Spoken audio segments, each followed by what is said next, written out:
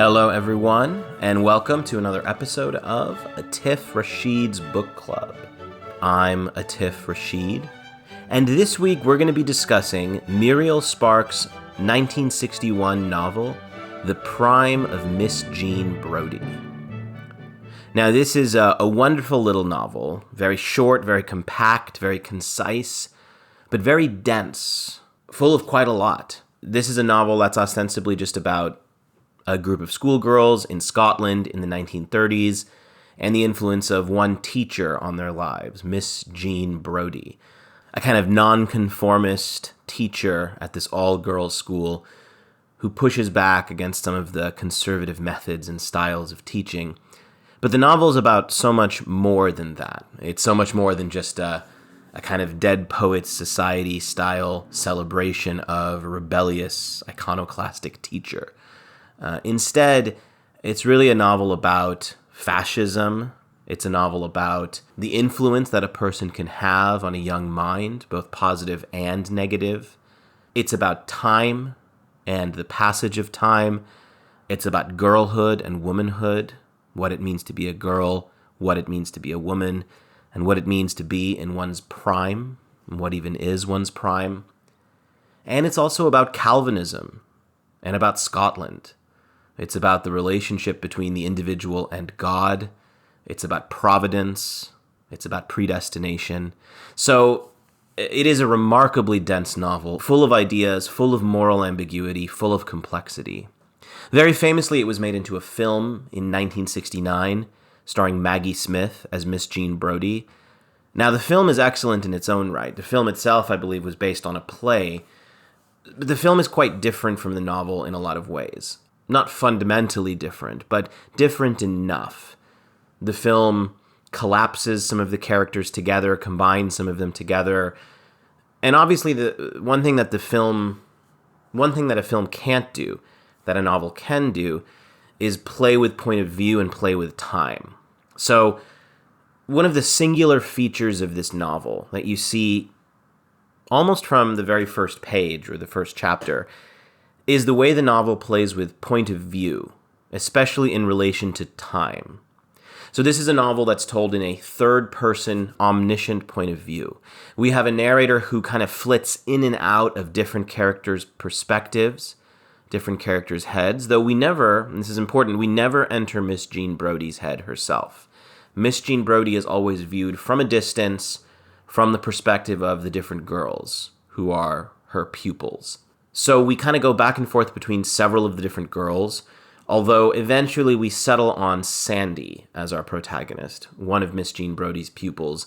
However, the other interesting thing about the point of view is the way Muriel Sparks plays with time. So this novel is famous for its flash forwards. Essentially, the novel, though it's primarily set during the school days of these young girls, roughly when the girls are between the ages of 10 and 16, 17 years old. Even though it's set primarily during that period, we have these moments where the narrative flashes forward to the adulthood of these different characters.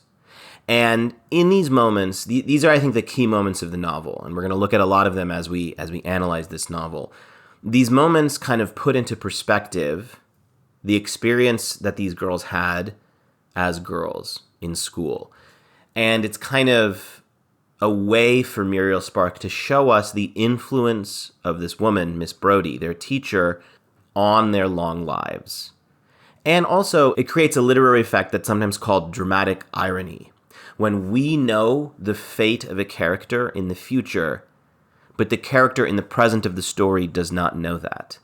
And Muriel Sparks' omniscient narrative voice kind of takes advantage of this dramatic irony.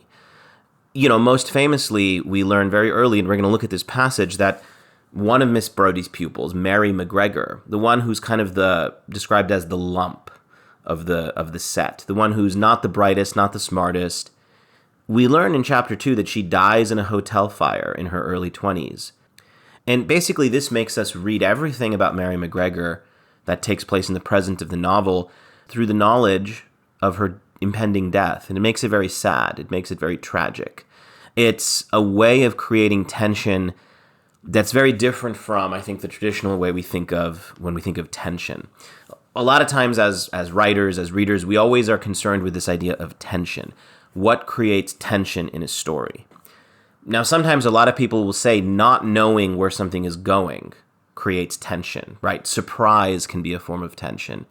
That's true, right? In a murder mystery, if you're reading a murder mystery, you don't necessarily want it to be spoiled. You don't necessarily want to know the ending because that might remove some of the tension of the story.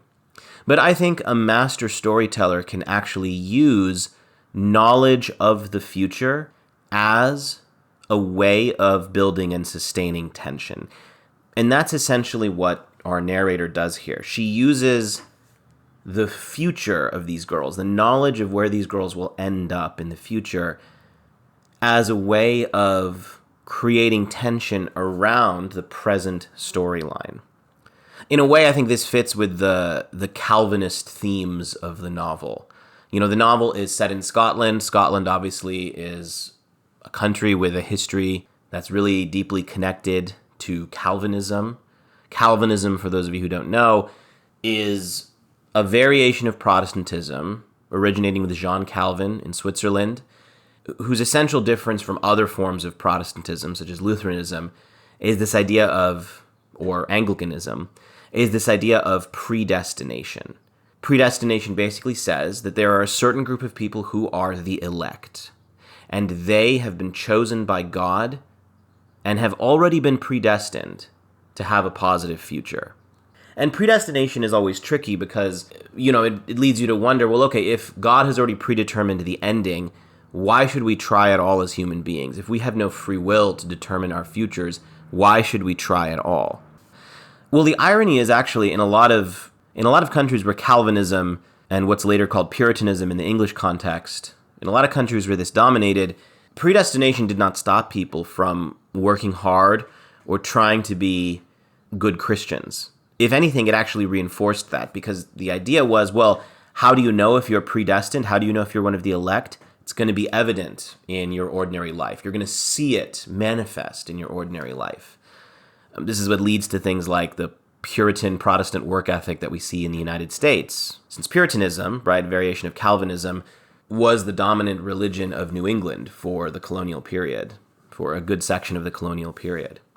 But to bring it back to the prime of Miss Jean Brodie, I think the flash forwards create a kind of Calvinist Puritan effect, if you think about it, because suddenly these girls' futures have already been decided.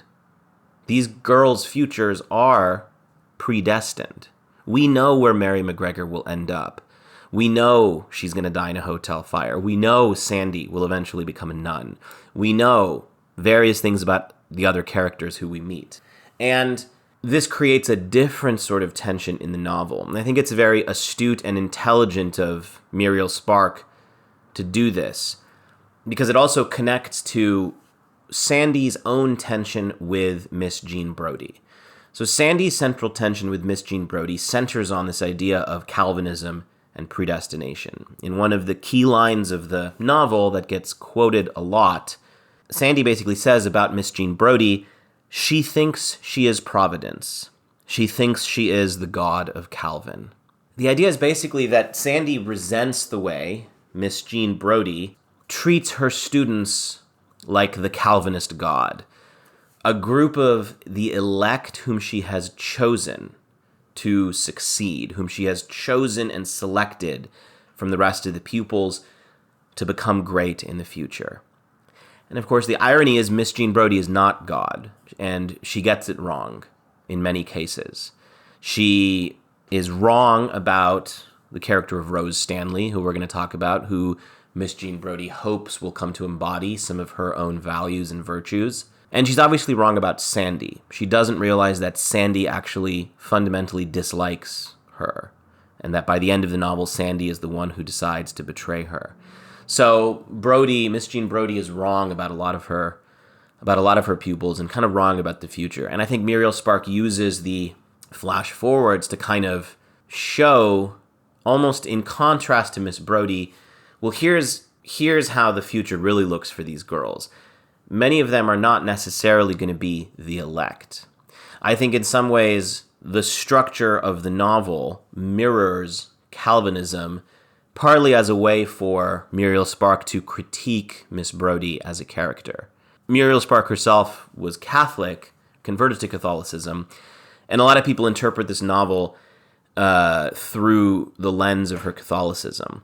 I'm not really going to focus too much on that. I'm not an expert in Catholicism or the sort of subtle doctrinal differences, right, between Catholicism and Calvinism and how they manifest in this novel. I just think it's interesting that the flash-forward structure of the novel is an embodiment of the Calvinist idea of predestination and is sort of used by Spark to criticize Miss Brodie's own belief in herself as providence. Because, of course, for many of these girls, their futures don't quite turn out the way Miss Brodie had imagined or intended. So let's look at some of these flash forwards. Let's look at some of these sections and get into some key sections of the novel. The first chapter is a really well-done chapter structurally because she uses a few key scenes to introduce us to Miss Brodie and her pupils. From the first scene, we learn a lot about what kind of teacher Miss Brodie is, the specific ways in which she is pushing back against orthodoxy.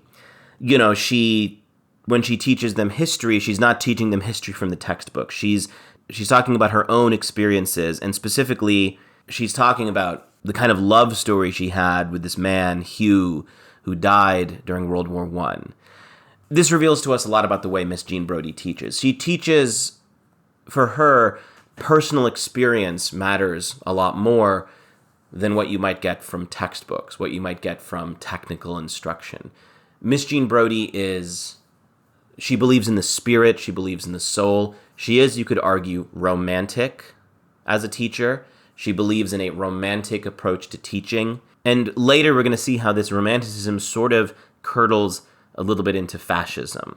Miss Jean Brodie is also often described by Sandy and others in this novel, by Muriel Spark, as a fascist, right? She has a fondness for Mussolini. Later, she encourages one of the characters to go to Spain to fight on behalf of Franco, and that's what ultimately undoes her. That's what ultimately leads her to lose her position at the school. But I think what Spark does wisely is she doesn't immediately criticize Miss Jean Brodie or have a narrative judgment on her. Instead, she presents one of Miss Jean Brodie's classes, and the class is quite compelling. It sort of leads us to think, you know what? She is very charismatic. I could see why a group of 10-year-old girls would be enamored by this woman who is teaching her things that other teachers are not, and who seems to be kind of inviting them into a secret world of knowledge. It shows you essentially the allure of Calvinism, the allure of being one of the elect, the allure of feeling like you are different from other people and that you have been chosen by God because there is something special about you. Now, the one character, though, during this opening section who is kind of the butt of a lot of the jokes is Mary McGregor. She is the one character who doesn't seem very smart, and even though she is one of Miss Brodie's pupils, Miss Jean Brodie doesn't seem to like her very much. She calls her out for not paying attention. She criticizes her. She's quite mean to her in many ways. And at first, it's quite funny. But then when we get to chapter 2, it becomes very sad when we get our first flash forward. So let's look at the beginning of chapter 2. Mary McGregor, although she lived into her 24th year, never quite realized that Jean Brodie's confidences were not shared with the rest of the staff, and that her love story was given out only to her pupils. She had not thought much about Jean Brodie, certainly never disliked her, when, a year after the outbreak of the Second World War, she joined the Wrens and was clumsy and incompetent and was much blamed. On one occasion of real misery, when her first and last boyfriend, a corporal whom she had known for 2 weeks, deserted her by failing to turn up at an appointed place and failing to come near her again, she thought back to see if she had ever really been happy in her life. It occurred to her then that the first years with Miss Brodie, sitting listening to all those stories and opinions, which had nothing to do with the ordinary world, had been the happiest time of her life. She thought this briefly, and never again referred her mind to Miss Brodie, but had got over her misery and had relapsed into her habitual slow bewilderment before she died while on leave in Cumberland in a fire in the hotel. Back and forth along the corridors ran Mary McGregor through the thickening smoke. She ran one way, then turning the other way, and at either end the blast furnace of the fire met her. She heard no screams, for the roar of the fire drowned the screams. She gave no scream, for the smoke was choking her. She ran into somebody on her third turn, stumbled, and died. But at the beginning of the 1930s, when Mary McGregor was 10, there she was, sitting blankly among Miss Brodie's pupils. So, it's quite a devastating passage if you think about it, right? If we go through the passage, on the one hand, Mary McGregor comes across as a pretty sad character, a pretty pathetic character. Even our narrator describes her as clumsy and incompetent, right? She was clumsy and incompetent as a student in Miss Brodie's class. Now, as an adult at 24, she is clumsy and incompetent in her work. She feels this profound misery. And yet, what does she say?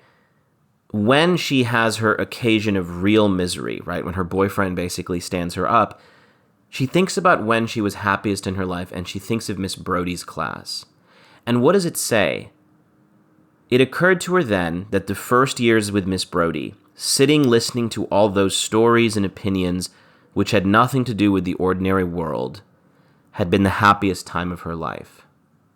So I'm always very affected reading this sentence because even though Mary McGregor is a comic character, I think Muriel Spark very wisely gives her this moment of genuine pathos here, of genuine feeling. Because what she's saying there is correct, right? That is the beauty and effect of a wonderful teacher like Miss Brodie. Listening to those stories and opinions which had nothing to do with the ordinary world. That's the wonder and enchantment of Miss Brodie's class for these girls. Miss Brodie takes them beyond the ordinary world. There are going to be many descriptions and references in this novel to the bleakness of the ordinary world, especially in those scenes when Sandy is walking around Edinburgh looking at the gray, dark buildings. And this is a novel set in the 1930s. Written in the 1950s, set in the 1930s, right before World War II. The ordinary world is bleak, full of fascists and impending war. Miss Brodie's world is a world of enchantment. And Mary McGregor recognizes that and realizes that. And what does it say here? By thinking briefly about Miss Brodie, just this one time, she had gotten over her misery. And then she dies. And on the one hand, it's quite sad because, first of all, there's an irony in the idea that Mary McGregor was happy. The happiest part of Mary McGregor's life was Miss Brodie's class because we have seen Miss Brodie essentially constantly abusing her verbally, right? Constantly making fun of her, calling her out. The very next line after this passage, "Who has spilled ink on the floor? Was it you, Mary?" "I don't know, Miss Brodie." "I dare say it was you. I have never come across such a clumsy girl. And if you can't take an interest in what I am saying, please try to look as if you did." These were the days that Mary McGregor, on looking back, found to be the happiest days of her life. So our narrator even calls attention with that little exchange to the profound irony of that thought. The happiest days of Mary's life are Miss Brodie's class, and Miss Brodie doesn't seem to like her very much, is telling her she's a clumsy girl. Right? What does she say? "I've never come across such a clumsy girl." Berating her for spilling ink. And yet, Mary, looking back, finds those days to be the happiest. That is profoundly sad and pathetic, but it is also profoundly beautiful. And I think that tension is the tension of the novel. Miss Brodie, as an influence on these girls, is both positive and negative. She is a positive influence because so many of these girls are changed and moved in profound ways by her, and we're going to look at how that's the case. She's also quite a negative influence, and our narrator wants us to feel that. She wants us to feel pity for Mary McGregor in this section. Pity because how pathetic is it that the happiest days of this girl's life, this girl who dies terribly in this hotel fire, the happiest days of her life were with this teacher who didn't seem to like her very much. And then, of course, the descriptions of Mary dying in the fire, drawn out. This is not a very long novel, and so Spark takes time to describe Mary dying in the fire. She wants us to feel it. She wants us to feel the profound sadness of this death. And of course, in the context of the larger novel, this question about a person's prime, this is kind of the key question of the novel. Miss Brodie believes that these girls are special, who she selects, her elect, her Calvinist elect, that they are predestined for great things. And the question I think that Spark wants us to ask here is, well, was Mary McGregor predestined for great things? Did she experience and achieve great things? It sort of asks this question with these flash forwards. What is the meaning of a life? A life here that's cut short, 24 years and she dies. Is there meaning in a life like this? And for Mary, there was meaning. The meaning was Miss Brodie's class. For her, the happiest days of her life were as a girl in this class. And this is kind of the sad question, I think, that underpins this novel is, for these girls, is it possible that the prime of their life was actually as girls in this school, in Miss Brodie's class? Were these the best days of their life? It's not the case for all of the girls. Some of the girls actually do grow up to have great lives in the future. But for a girl like Mary McGregor, and when we think back on it, perhaps even a girl like Sandy, our protagonist, maybe these were the best days of their lives. Maybe this was their prime. And if you think about it, that's quite a sad thought. That when we're young, when we're in school, we have these dreams of what our future is going to look like, all the things that we want to do. And our teachers infuse into us this idea, right, of a limitless future in which we will accomplish so much. But it's possible that for some of us, we are like Mary McGregor, that actually we might die prematurely, we might die young, and it is those school days that in retrospect end up becoming the best days of our lives. I think this novel, by starting with Mary McGregor, by having the first flash forward be about her, asks that question and asks us to reflect on that. So I want to jump now and look at another flash forward. So the next big flash forward that we see comes a little bit later in the chapter, and it centers on the character of Eunice Gardner. So Eunice Gardner is a minor character, one of the other girls of the Brodie set. And as we're going to see, there's a tension between Eunice and Miss Brodie as the novel goes on, because Miss Brodie basically feels that Eunice is no longer listening to her, is no longer interested in the kind of spiritual, romantic lessons that she's trying to impart on her. But there is this flash forward. There is this flash forward in chapter 2. So it happens kind of in the middle of a paragraph, right? Eunice is doing somersaults for Miss Brodie and her class, entertaining her. It was 28 years after Eunice did the splits in Miss Brodie's flat that she, who had become a nurse and married a doctor, said to her husband one evening, "Next year when we go for the festival." Yes? She was making a wool rug, pulling at a different stitch. "Yes," he said. "When we go to Edinburgh," she said, "remind me while we're there to go and visit Miss Brodie's grave." So the starkness of this flash forward is that now we see that, yes, Miss Brodie has died at this point. And of course she's going to die. She's a woman in her 40s when we meet her in the novel, in the prime of her life, as she says. So it's no surprise that when the girls are adults, Miss Brodie might have passed away. But let's keep reading and see the context here. Who was Miss Brodie? A teacher of mine. She was full of culture. She was an Edinburgh festival all on her own.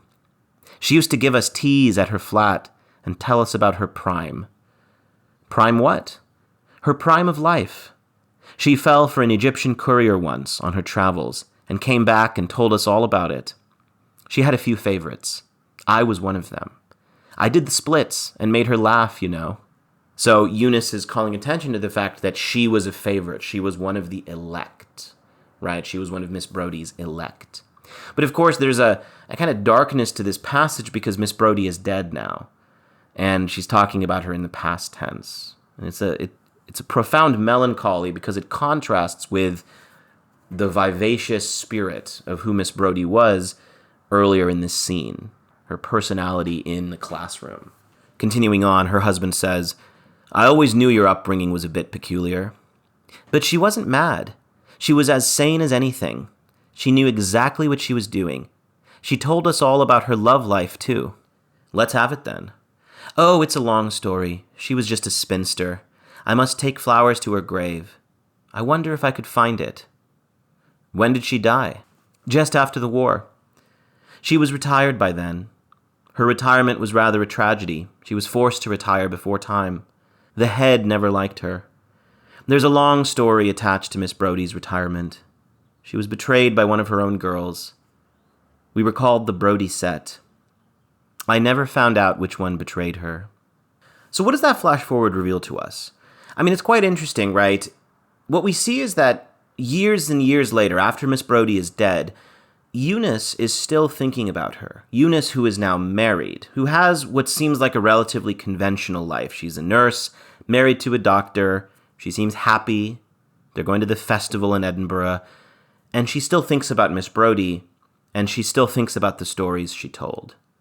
So it's similar in some ways to the Mary McGregor flash forward. The Mary McGregor flash forward revealed to us that Mary had kind of a sad life. She still thought about Miss Brodie in a positive way. Eunice now has a pretty good life, and she's also thinking about Miss Brodie in a positive way. The stories she told, the things that happened. We sort of see here the evidence of Miss Brodie's influence on these girls many years after everything has happened. Many years, it seems, after Miss Brodie has died, and years after the girls have left school. They are still influenced by this woman and her teachings. And we're going to see this in a lot of the flash forwards, the way Miss Brodie's influence persists over the years, even when these girls have become adults, even when these girls have gone off in their separate directions. That's another interesting tension in the novel, is the relationship between the girls as individuals and the girls as a set. This is actually one of the fundamental tensions during the novel, because the girls are often seen as one collective set, the Brodie set. And Miss Brodie, on the one hand, she kind of treats these girls almost like members of a fascist militia. There's a great section we're going to read in a moment where they're walking through Edinburgh, and Sandy has this impression of them as Mussolini's black shirts, something Miss Brodie has talked about to them.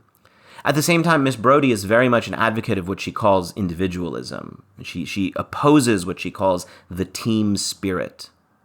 And so there's tension here because as these girls become more individuated, as these girls become more individual, they separate from Miss Brodie's influence. They leave her orbit, they leave her influence. And as we're going to see, as many of these girls become individuals, Miss Brodie seems to like them less and less. She sort of feels that they are leaving her influence. So it's quite ironic. Part of their successful individuation is the result of Miss Brodie's teachings and influence. And yet when they finally do leave to become independent people and kind of push aside their identity as one of Miss Brodie's pupils, it's quite sad for Miss Brodie. And she doesn't always react well to it. Let's look at the scene that comes right after this flash forward, where they're walking through Edinburgh. There's a moment where Sandy is reflecting on the group of them. This is in the same chapter.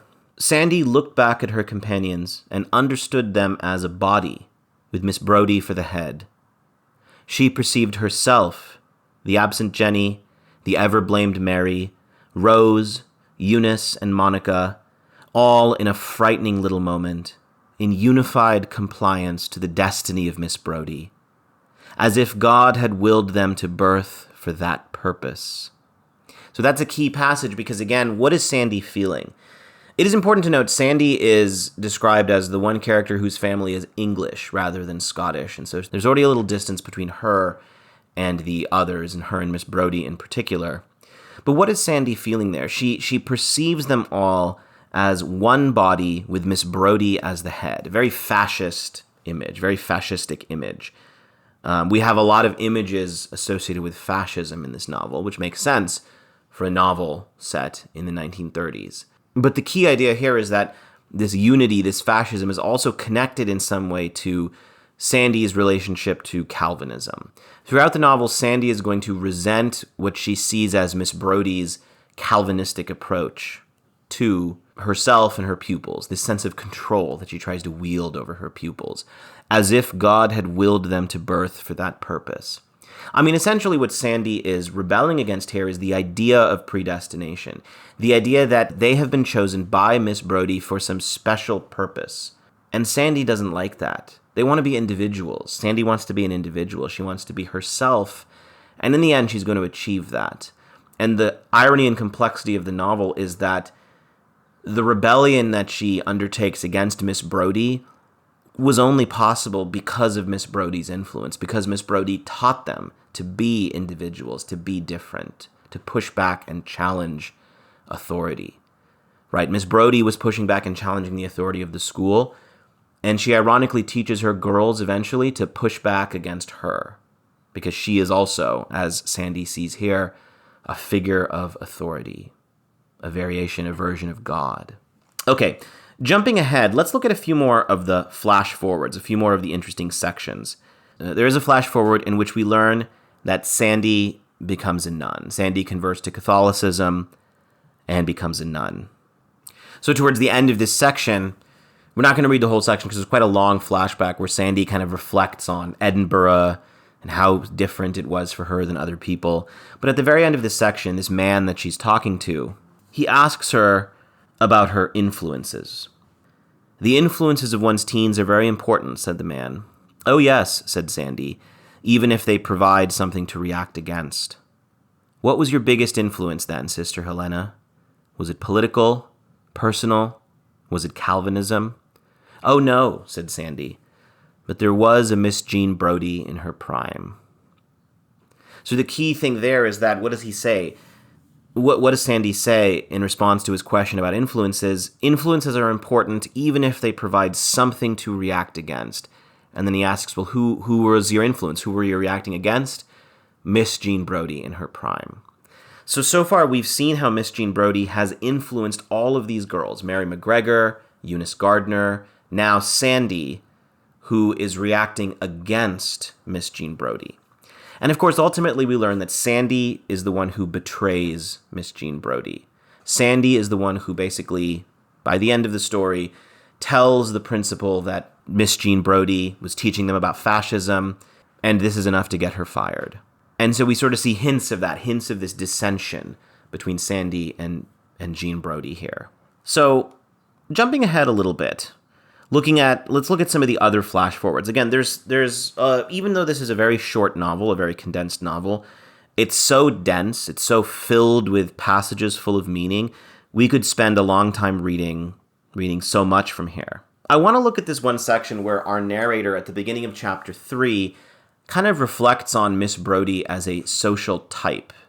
And this is important because she's connecting Miss Brodie as a character to Scotland and to the 1930s in particular. So let's look at the beginning of chapter 3. It is not to be supposed that Miss Brodie was unique at this point of her prime, or that, since such things are relative, she was in any way off her head. She was alone merely in that she taught in a school like Marcia Blaine's. There were legions of her kind during the 1930s, women from the age of 30 and upward, who crowded their war-bereaved spinsterhood with voyages of discovery into new ideas and energetic practices in art or social welfare, education or religion. The progressive spinsters of Edinburgh did not teach in schools, especially in schools of traditional character, like Marcia Blaine's School for Girls. It was in this that Miss Brodie was, as the rest of the staff spinsterhood put it, a trifle out of place. But she was not out of place amongst her own kind, the vigorous daughters of dead or enfeebled merchants, of ministers of religion, university professors, doctors, big warehouse owners of the past, or the owners of fisheries who had endowed these daughters with shrewd wits, high-colored cheeks, constitutions like horses, logical educations, hardy spirits, and private means. They could be seen leaning over the democratic counters of Edinburgh's grocers' shops, arguing with the manager at 3 in the afternoon, on every subject, from the authenticity of the scriptures to the question of what the word guaranteed on a jam jar really meant. They went to lectures, tried living on honey and nuts, took lessons in German, and then went walking in Germany. They bought caravans and went off with them into the hills among the lochs. They played the guitar. They supported all the new little theater companies. They took lodgings in the slums and distributing pots of paint, taught their neighbors the arts of simple interior decoration. They preached the inventions of Marie Stopes.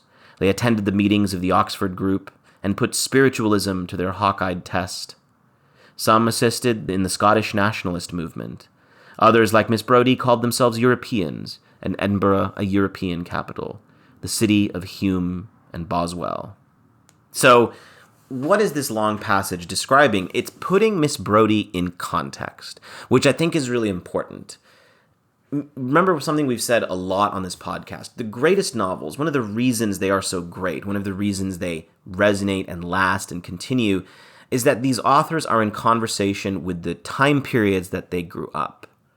And Muriel Spark here is reflecting on, in many ways, the Edinburgh of this interwar period. And not just that, but even older. The kinds of women that Edinburgh produced. This is a very complex novel, and Muriel Spark herself, I think, has a very complex attitude toward Miss Jean Brodie. She both loves her and she hates her, much like Sandy, our protagonist. In this section, I think this is, to me, I read this as, again, part of that complexity. On the one hand, she's sort of, there's a little judgment here. There's a little condescension in the way she describes Miss Brodie as not nearly as unique as she thinks she is, just one of several types of women that you see in Edinburgh at this time. That line about what the word guaranteed on a jam jar really meant, I think has a delicious little irony to it, meant to kind of make fun of the way these women love to interrogate everything. At the same time, it's not necessarily a critique of these women. It's a celebration of the independent spirit, of the kind of women that only a place like Edinburgh could produce. Right? How does this little section end? The city of Hume and Boswell. Right? Edinburgh has an identity as a key capital of the Enlightenment, a key capital of the Age of Reason, one of the great intellectual centers of Europe. And what I think Muriel Spark is suggesting with this long passage is that a woman like Miss Brodie, with her unorthodox teaching methods and her progressive ideas and her forcefulness, is the product of Edinburgh, right? Of, what does it say? The daughters of dead or enfeebled merchants, of ministers of religion, university professors, doctors, big warehouse owners of the past, or the owners of fisheries. Right, that list of different professions that are associated with the history of this city. First of all, merchants, then ministers of religion, because Edinburgh, Scotland, but Edinburgh specifically was a center of Protestantism, of Calvinism. University professors, right, center of the Enlightenment. Doctors, big warehouse owners, owners of fisheries. You know, this is not the sort of quiet, quaint, landed gentry of England. This is a city full of merchants and fishery owners and warehouse owners and doctors and professors and ministers. And it's this type of place, this type of culture that produces a woman like Miss Jean Brodie. And so I think this is kind of the other thing that we see with this novel is, as I said earlier, this is also a novel about Scotland. This is also a novel about Edinburgh. And you know, Miss Jean Brodie, you could say, is a representation of the place she comes from, is a representation of Edinburgh and of Scotland in all of its complexity in this case. So I just like that passage for the way it links Miss Jean Brodie to a larger geographic and historical context. Let's look at some more, though, of the flash forwards, because that's where we really see, again, Miss Brodie's influence manifesting.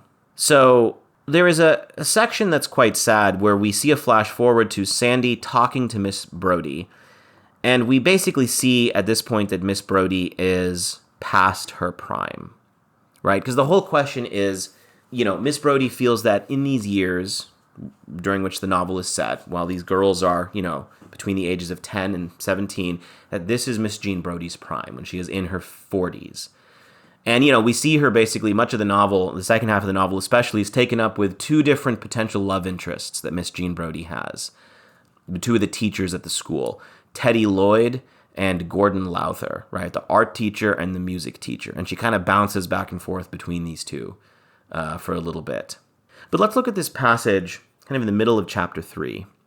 She had reckoned on her prime lasting till she was 60. But this, the year after the war, was in fact Miss Brodie's last and 56th year. She looked older than that. She was suffering from an internal growth.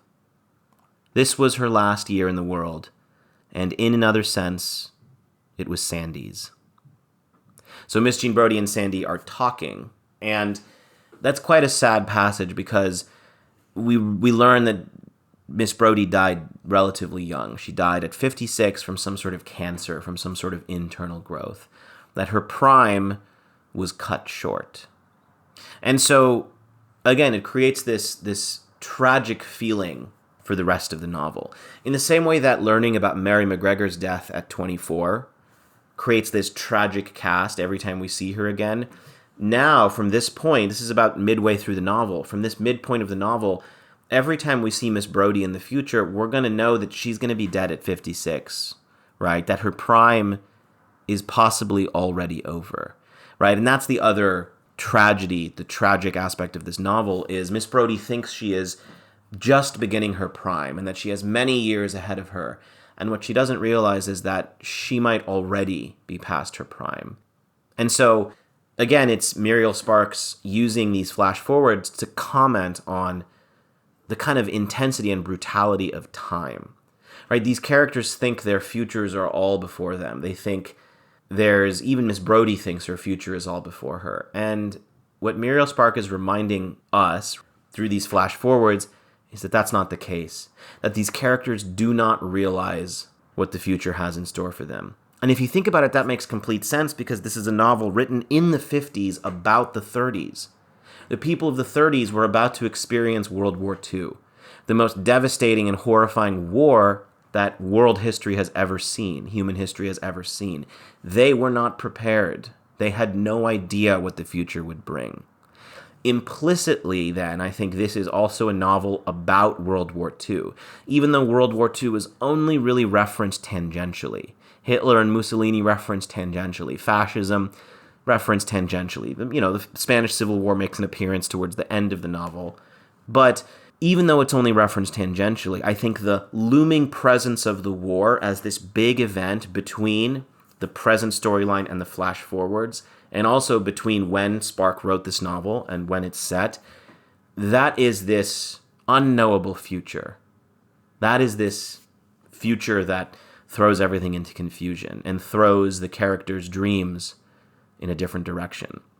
All right, let's look at one more flash forward here, another flash forward. This is a little bit later, still in chapter 3.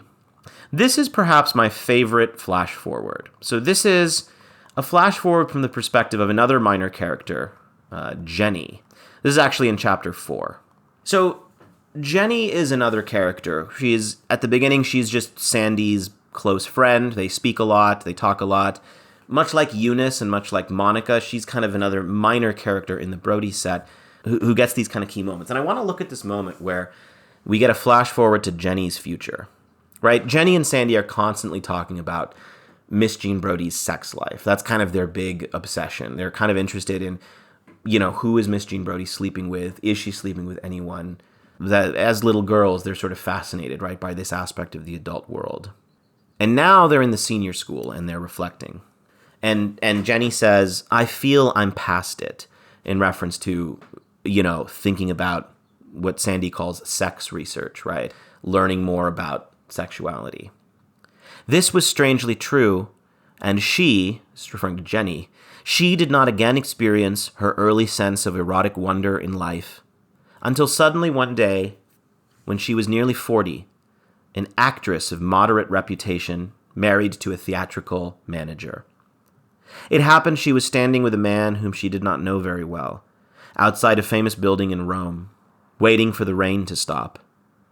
She was surprised by a reawakening of that same buoyant and airy discovery of sex, a total sensation which it was impossible to say was physical or mental, only that it contained the lost and guileless delight of her 11th year. She supposed herself to have fallen in love with the man, who might, she thought, have been moved towards her in his own way, out of a world of his own, the associations of which were largely unknown to her. There was nothing whatever to be done about it, for Jenny had been contentedly married for 16 years past. But the concise happening filled her with astonishment whenever it came to mind in later days, and with a sense of the hidden possibilities in all things. So like I said, that is probably my favorite passage in the entire novel, and I want to talk here about why that is, because it's such a small passage about a relatively minor character, but I think it dramatizes so beautifully and in such lyrical writing the influence of Miss Brodie upon this set of girls. I want to first of all emphasize the lyrical writing. Muriel Sparks' style and tone throughout this novel has been pretty savage and pretty ironic, right? There's almost a dark humor to everything here, even to the description of, even to these descriptions of characters dying, right? There's a kind of savagery to the way Spark writes. But here, the savagery goes away, and there's only this beautiful moment of interiority as Jenny experiences this sexual reawakening at 40. We get these beautiful details. She's waiting for the rain outside a famous building in Rome. She's an actress. And this wondrous phrase that she uses, the lost and guileless delight of her 11th year. Right? Suddenly at 40, she feels again the same guileless delight, the fascination with sex that she had when she was 11. Sex as this adult, otherworldly, fantastical thing. And it says it filled her with astonishment and with a sense of the hidden possibilities in all things. And the question here is, what is causing this? What is causing this in Jenny? Yes, it's literally seeing this man, falling in love with this man. But the question I think we could ask is, why is Muriel Spark bothering to include this passage here? What's the purpose of this passage? It's to show that Jenny has been affected by Miss Brodie. Because why was she interested in sex so much in her 11th year? It's Miss Brodie giving her these tantalizing hints of the adult world. Miss Brodie talking about her love life. Remember, the very first chapter, we see Miss Brodie talking about her romance with this soldier who died in World War I. And so what, again, we see here is very subtly, very implicitly, Spark is showing us how Miss Brodie's influence persists over the years. Many years later, Jenny is 40, she is an actress, and suddenly she feels this love that she used to feel when she was young, this sense of the possibilities in all things. That is what Miss Brodie taught her, a sense of the hidden possibilities in all things. That is essentially Miss Brodie's teachings. That's the romance, that's the beauty that Miss Brodie is trying to impart on these girls. And I find this passage so moving because it shows you that here is a character who might not have, maybe she hasn't thought about Miss Brodie. I mean, in this passage, she doesn't think about Miss Brodie at all. She doesn't even seem to realize that this feeling is the result of the influence of Miss Brodie. But it clearly is, and we as readers understand it is. And it shows you just how profound the influence of a teacher can be when you are young. That years later, you'll find yourself feeling something and you don't even realize, you can't even connect it back to the teachings from when you were 11, to that classroom. So again, we see, we've seen it with basically all the characters. We've seen it with Mary McGregor, we've seen it with Eunice, we've seen it with Sandy, now we see it with Jenny. All of these characters have these moments, these flash forwards where they realize the profound influence that Miss Brodie has had on their lives. And that's the kind of the positive, moving side of the novel. That's what gives this novel its complexity. Because obviously, in the end, Miss Brodie is going to try and encourage one student. The way this novel ends, she encourages this one student to go fight for Franco, and the student gets killed on a train. And then this is what leads Miss Brodie to get fired. And at that point, we probably don't like Miss Brodie as readers. This is a novel released in England in the 50s. Fascism was not popular back then, especially after World War II, especially after England had just defeated and suffered under fascism. And so when Miss Brodie is described as a fascist, that makes her obviously a pretty dark character, pretty grim character. At the same time, these passages showcase how, despite Miss Brodie's problems, she is a great teacher because she changes these girls in these profound ways. That's the kind of complex beauty of this character that Muriel Spark has created. Let's look at a few more passages that I think are really key. We've already talked a lot about Calvinism. There's a really interesting passage where in chapter 5, Sandy is walking around Edinburgh and she's reflecting on Calvinism. And this is where she really kind of comes to her decision almost, the not so much the total break, where she's really thinking about how alienated she feels from Calvinism, and thus, by extension, how alienated she feels from Miss Brodie, right? Let's look at this section. This is in chapter 5, right, towards the middle. Fully to savor her position, Sandy would go and stand outside St. Giles Cathedral, or the toll booth, and contemplate these emblems of a dark and terrible salvation, which made the fires of the damned seem very merry to the imagination by contrast, and much preferable. The toll booth, by the way, is a building that's kind of in Edinburgh that's associated just with Scotland. So I think when we see these symbols, right, St. Giles Cathedral and the toll booth, they're meant to be associated with Calvinism and Scotland.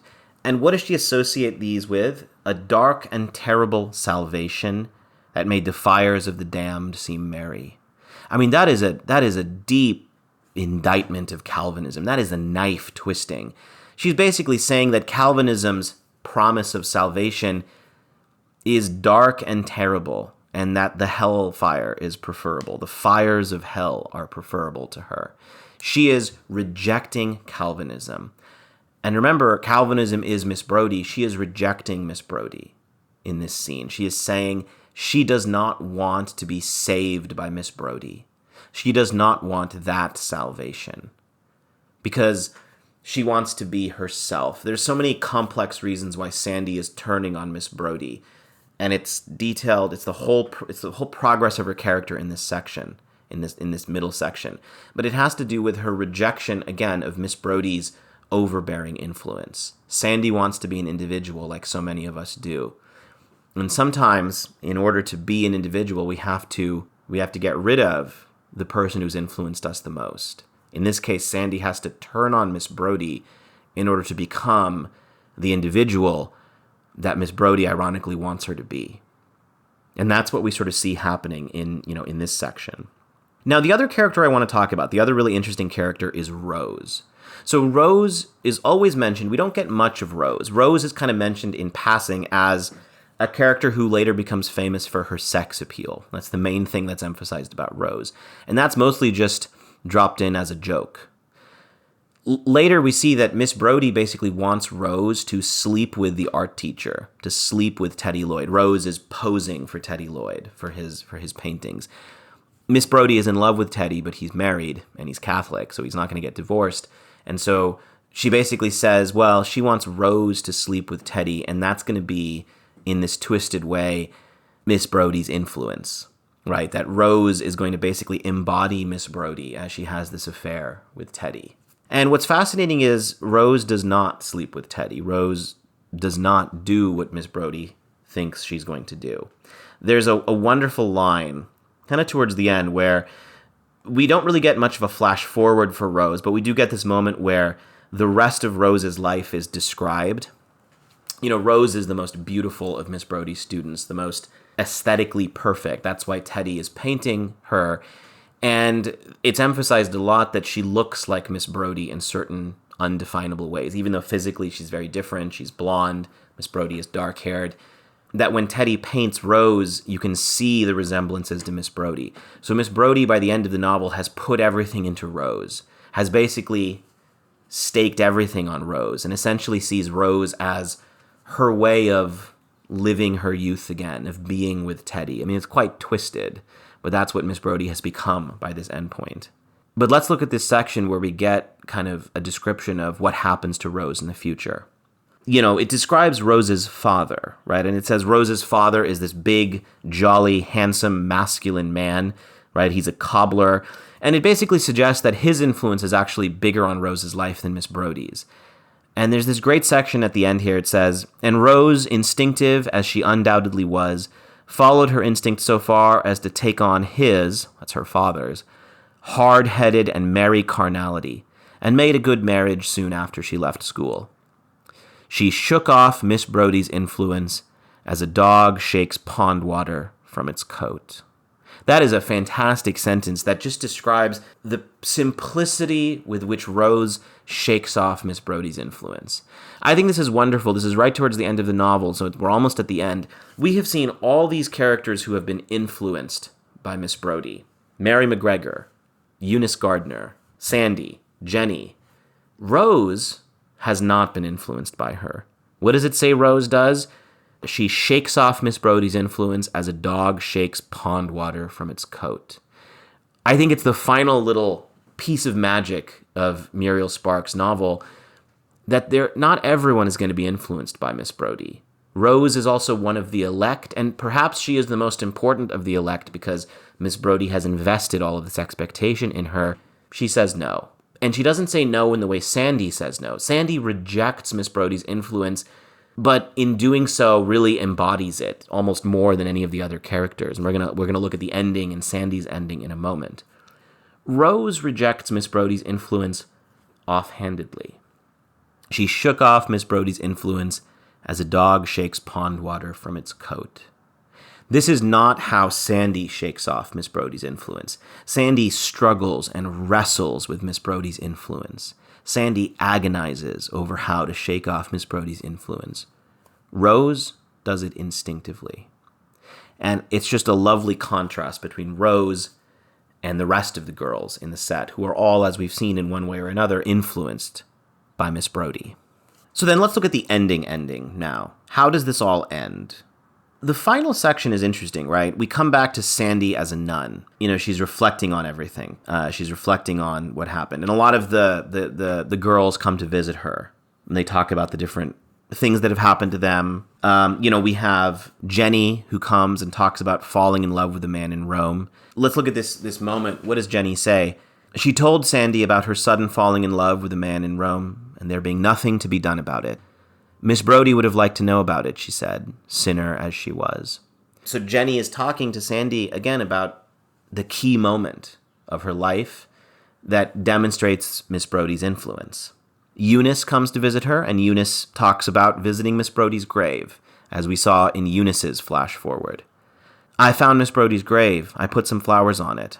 I've told my husband all the stories about her, sitting under the elm and all that. He thinks she was marvelous fun. So the very ending, right? Let's look at the very ending then. The man comes, the same man who was talking to Sandy earlier, right, in the flash forward. We come back to that scene.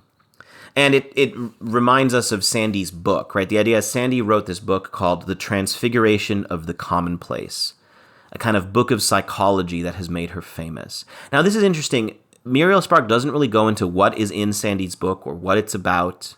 It's just meant to be representative of the kind of book of psychology, popular psychology that was big in the 1950s. I think she's kind of just referencing something like that.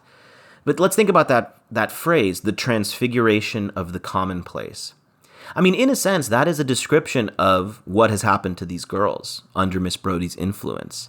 Their commonplace and ordinary experience has been transfigured, has been uplifted, which was, of course, Miss Brodie's goal.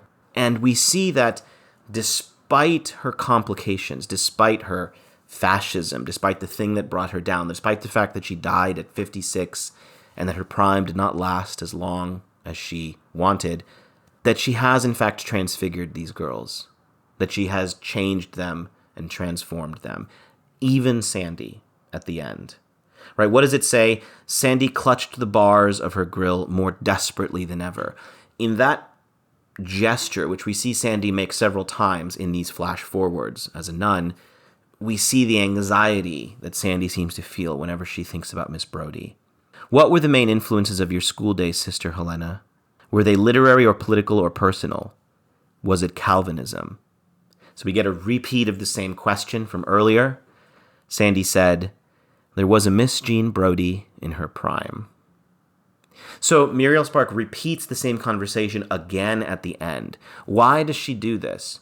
Well, now that we know that Sandy was the one who betrayed her, and yet Sandy felt this profound anxiety and anguish about her influence, now we understand the complications of Sandy's relationship to Miss Jean Brodie. She hated Miss Jean Brodie by the end. She wanted to reject her influence, and yet she couldn't help it. She was influenced by Miss Jean Brodie. Even though Sandy becomes a Catholic and totally rejects Calvinism and totally rejects, it seems on the surface, she totally rejects Brodie's influence. She betrays her. She gets her fired. You could argue Sandy is responsible for all the bad things that happened to Miss Brodie. Even though all that happens, it's clear that Miss Jean Brodie was a profound influence on Sandy and on the direction her life took. So then, reflecting on the novel as a whole, what can we say about it? What conclusions can we reach? I think Miss Brodie as a character has been endlessly debated by a lot of people who've read this novel. Sometimes when I teach this novel, I have students who totally detest Miss Brodie. They think she is totally manipulative, evil, fascistic, that there are no redeeming qualities. Whereas other people who read this novel, they come away thinking, you know what? She actually was a good teacher, that she did change and influence these girls in these positive ways. And I think the achievement of Muriel Spark is that she's created something truly ambiguous and truly complex. She's avoided her own judgments as much as possible and allowed the story to stand on its own and allowed us as readers to judge and interpret it. Do we agree with Sandy or do we disagree with Sandy? Do we feel that Miss Jean Brodie was a good influence or do we feel that she was a bad influence? A lot of those questions are left up in the air. Now, as I've kind of discussed today, I really feel that in many of these cases, these girls, whether good or bad, Miss Jean Brodie's influence was profound, right? For Mary, for Eunice, for Jenny, and for Sandy. Even for Rose, as we saw, who shook off Miss Jean Brodie's influence, and even for Monica, who we haven't talked about, the other girl. In all of these cases, we can see the profound effect, the profound influence of this woman, of this teacher. And I think, you know, there's lots of stories that get told, lots of movies especially that get made about the profound influence of teachers, right? We have obviously the famous Dead Poets Society with Robin Williams. We have Stand and Deliver, right? Edward James Olmos. I feel like the teacher story is so popular because sometimes I think we want to sort of celebrate these teachers, but a lot of those stories, I think, It's not that they're bad. I mean, I enjoy a lot of those stories, a lot of those movies. But one thing that a novel like Miss Jean Brodie does differently is it demonstrates a much more complicated and darker idea of influence, right? Connecting the idea of influence to fascism, to Calvinism, to these more complex, intense ideas. And I think that's what you get from this novel. That's the profound beauty of this novel. And that's why it's worth reading. To see this very complex character dramatized, to see the complexities of her influence dramatized. And I think it gets us, obviously, to think about our own teachers and the influence that they have on us, positive and negative, and how much we are shaped. You know, overall, it's a very short novel. It's 130 pages in the edition that I have, 129 pages. And yet this is going to be one of our longest episodes because there's so much to talk about with this novel. There's so much depth and so much meaning in all of the passages and all of the sentences and all of the characters. It's incredible how much Muriel Spark was able to pour into this short little novel. How many ideas, how many feelings, how much complexity she's able to introduce. And for that reason alone, I think it's worth taking an afternoon to sit down and read this. It won't take you very long, and by the end, you're going to be, I think, like me, very profoundly moved by it. All right, so we'll wrap up there. Thank you again for listening. Thank you again for being here. If you liked what you heard, please like, subscribe, share the podcast, bring other people in get other people to listen. And yeah, I'll see you all next time.